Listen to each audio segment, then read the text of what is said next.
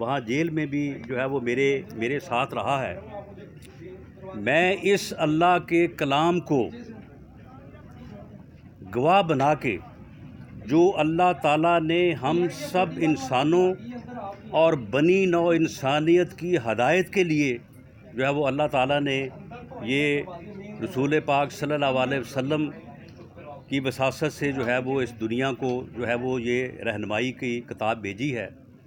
یہ کلام اللہ ہے، میں اس سے گواہ بنا کے اور اللہ تعالیٰ کو حاضر ناظر جان کے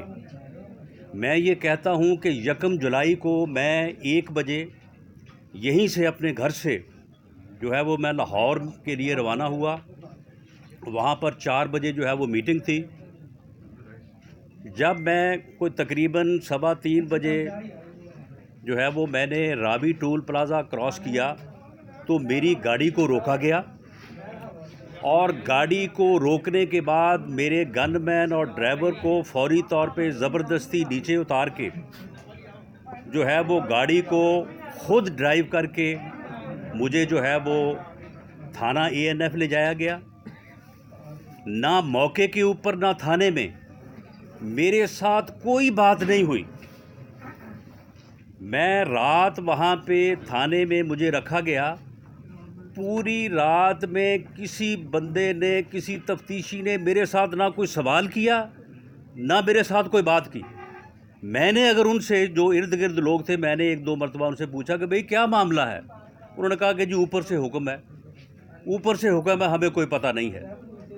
اور اس کے بعد صبح 10 بجے مجھے جب عدالت میں پیش کیا